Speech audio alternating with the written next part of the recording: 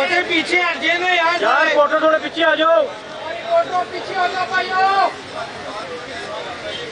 केड़ी गड्डी करी है?